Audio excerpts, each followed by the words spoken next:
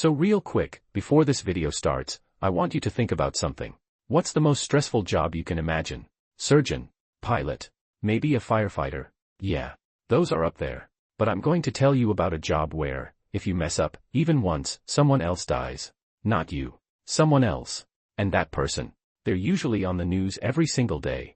I'm talking about being a presidential bodyguard. And today, I'm walking you through what that life actually looks like. Not the movie version, the real one.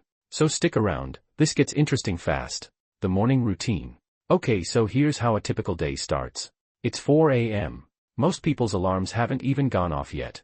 But you're already dressed, already briefed, already standing outside a hotel room, or an airport, or a government building. And the first thing you do is a sweep.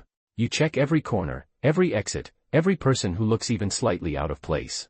Not because you're paranoid, but because your brain has been trained to treat normal as suspicious until proven otherwise. You've got an earpiece in. You're in constant contact with your team. And here's the wild part, you're not allowed to look distracted. Like, at all. You have to look calm, professional, invisible almost. Like you're just standing there. But your brain is running at 100 miles an hour the whole time. Now here's the part that nobody really talks about. Because when people picture a bodyguard, they picture someone dodging bullets in slow motion. Very dramatic. Very cool. But 95% of the job, it's just waiting, standing, watching, doing absolutely nothing while looking like you might do everything at any second. And that in itself is exhausting in a way that's hard to explain. You can't zone out. You can't check your phone. You can't even really have a full conversation with someone. Because the moment your attention slips, even for 3 seconds, that's the window. That's all it takes. And then there's the personal stuff. Missed birthdays. Missed weddings. You're on duty on Christmas because the president doesn't take Christmas off. Your schedule is literally their schedule. You go where they go, eat when they let you eat, sleep when they sleep, which, by the way, is not much.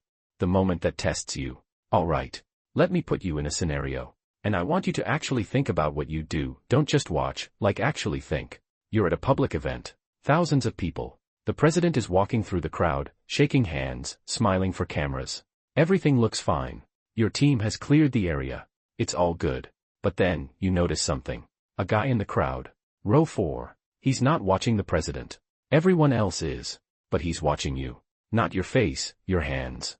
Specifically where your hands are. What do? You can't just tackle someone because they looked at you weird. There are cameras everywhere. It could be nothing. But what if it's not? You have maybe 4 seconds to make that call. And in this job, wrong call in either direction, there's no coming back from that. That's the weight you carry every single day. The clothes plus CTA. So is it worth it? Honestly, for the people who do this job, yeah, it is. Not because of the money or the access or any of that. But because there's something about knowing, on the worst possible day, you were the reason nothing happened. Nobody congratulates you for a quiet day. Nobody makes a headline about the threat that didn't happen.